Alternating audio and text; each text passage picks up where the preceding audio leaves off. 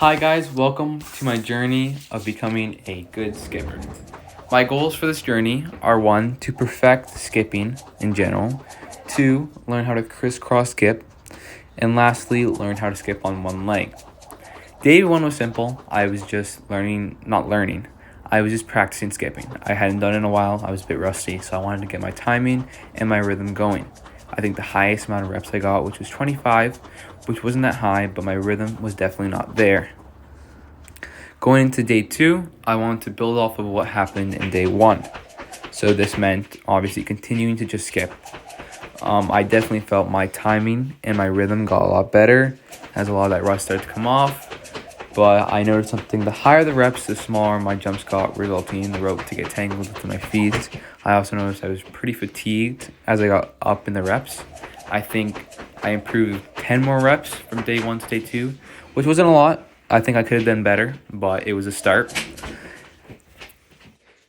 Going to day 3, I just decided to watch a video on the basics of skipping. The 5 points I concluded from was to relax, jumping low to the ground, make sure that you're not jumping with uneven hands, syncing your rhythm, and lastly, having fun.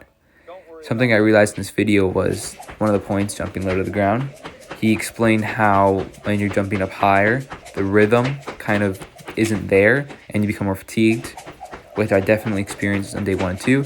So day 3 was just making sure that I was focusing on smaller jumps. Going to day 4, I again tried to perfect the smaller jumps.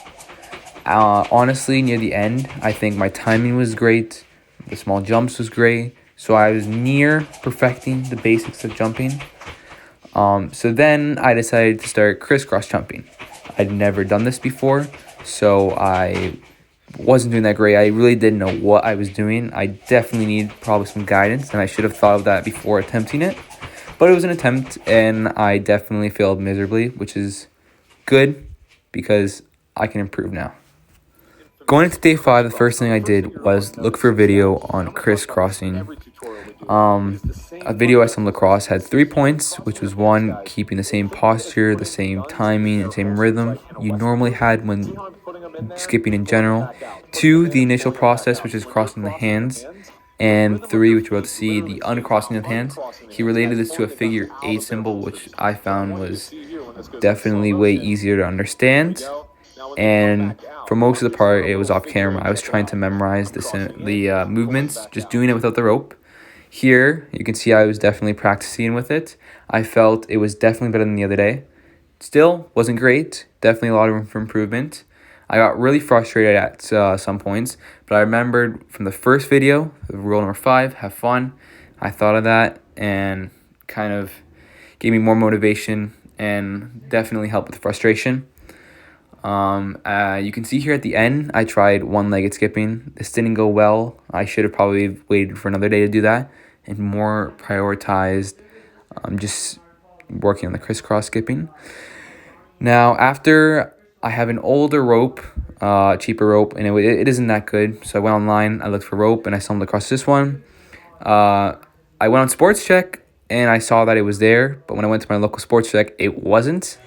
So I picked up this rope. You're going to see here, it's a New Balance rope. It's definitely faster and lighter than the other one. So it was a lot to get adjusted to. But I think I coped well with it, and I definitely enjoy this rope more because it's faster and it gives you more of a thrill. Going to day 7, I was attempting to start trying to perfect crisscrossing skipping. I definitely think, I don't know if I got near it. I don't know if I would say I got near it, but I think I was at the point where I could probably focus more on trying to get better at one-legged skipping. I felt the rhythm and the timing with the crisscross jumping was there. And then when it came to one-legged skipping, I think it was definitely better than the other day. I think the highest reps I got was 10 on each leg, which wasn't great, but good for a start. And I felt that probably the transitions between the legs, switching from one leg to the other, was probably the best part. Now, going to day 8, the first thing I did was watch a video on one-legged skipping. I found this great video where this guy demonstrated a drill, which really helped. It was basically going from normal skipping to one-legged skipping. It helped with the timing, making sure you had the rhythm going, and not jumping too high or stuff like that, which I had a problem with at the first with the crisscross skipping. So that video was definitely helpful.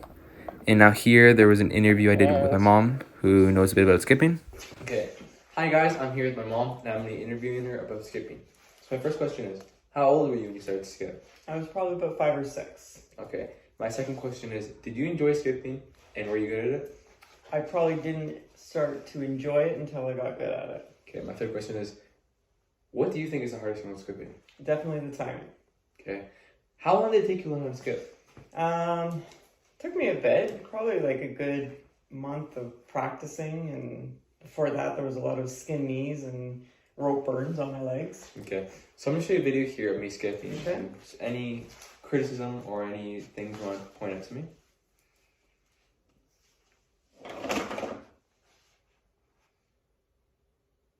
I would say just maybe be a little lighter on your feet. Okay. And lastly, can you show us a trick or something that you know about skipping? This can also help with your timing. Okay.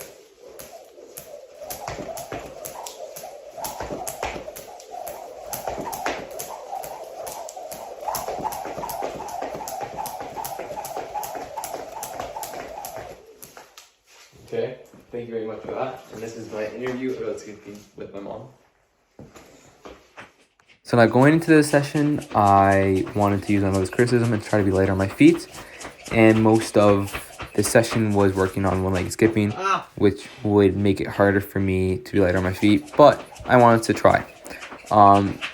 Something I realized though was skipping on one leg is very difficult. It takes a lot of strength in your calf, and it made me frustrated at points because I was feeling very weak after 20 minutes of doing it, and I just got very frustrated because I was continuing to fail. But anyways, going to day 9, I kind of reset my mind, had more confidence in myself, and so this session was my attempt of perfecting skipping on one leg, because day 10 would be my showcase of everything. So this was really my last practice session before I tried to showcase everything I've learned.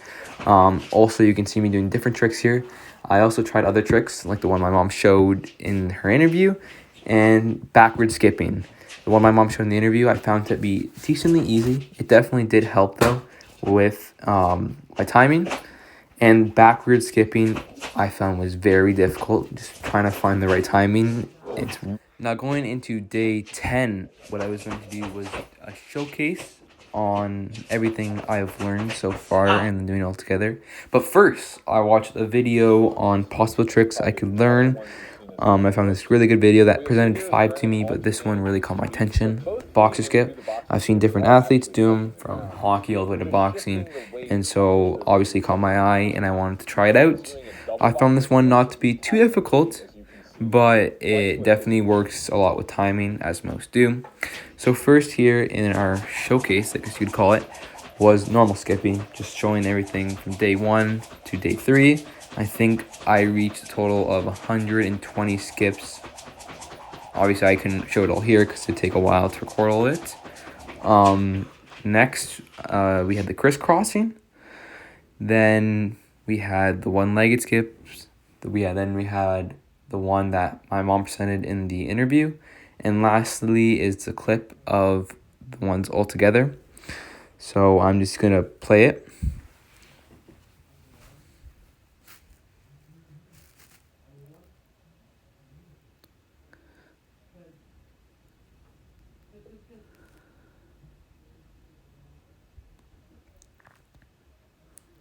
Just a bit of reflection on the crisscross skipping.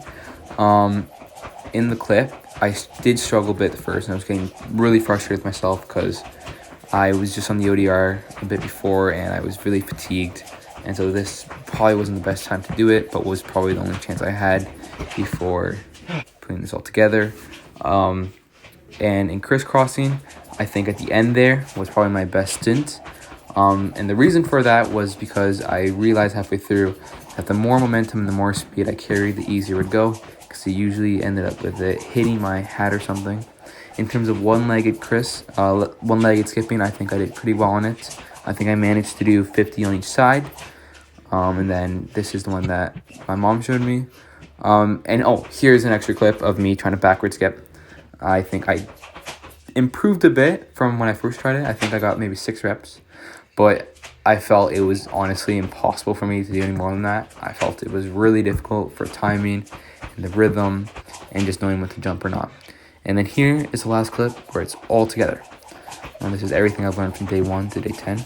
So you got a bit of crisscrossing, one-legged skips right now. I don't know if you can see it that much. Crisscrossing again, the one my mom showed me. I don't know if you can see it, but when I was just normally skipping, I was doing a bit of a boxer jump. I don't know if you can see because my legs cut off of there at the bottom of it. So that wraps it up for my 10-day journey on becoming a good skipper. To remind you of our goals, or my goals, the first goal was to perfect normal skipping, which I think I did. The second goal was learning how to crisscross skip. I don't think I perfected it like I perfected normal skipping, but I definitely do think that I learned it. And lastly, one-legged skips, which again, I don't think I perfected, but definitely learned. I don't really think most could perfect crisscross skipping and one-legged skipping in a 10-day period, but I definitely think I learned it, which I'll count as 3 checks for 3 goals. I was also able to learn some other tricks in the process, like the side swing, the one that my mom showed in the interview, the boxer skip, and backward skip. I don't know if I learned it. I attempted it. Don't think I learned it, though.